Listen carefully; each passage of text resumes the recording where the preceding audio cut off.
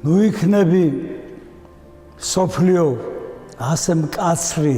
შენ საქართველოს მიმართ. ეს ერთი პატარა ტანჯული ქვეყანა, რომელმაც გამოაღწია იმპერიების წნეხის ქვეშ, გამოიარა არაბთა, სპარსელთა, მონღოლთა იმპერიები და ახლა სხვა იმპერიას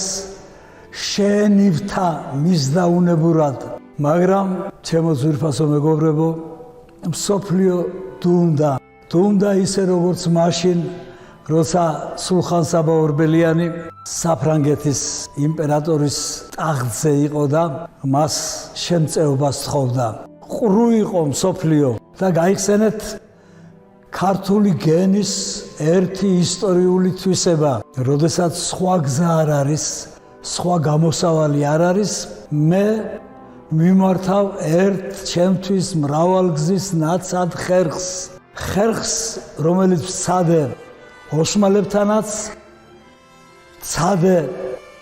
ირანთანაც, ცადე ბიზანტიასთანაც და დამყრობლის კირთება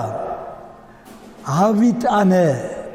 იმდენად, რამდენადაც შემეძლო გარკვეული დროით მაინც, მაგრამ ეს იყო დროებითი შეგუება ბედთან და როცა საჭირო იყო, მე ჟანგე შეპარულ ჯულღაის ფარს ჩამოვიღებდი კედლიდან, ისევ მოვძებნიდი ფარ მუზარაც, ისევ ვიშიშვლებდი დავით ფერულს და საქართველო ისევ გაიხსენებდა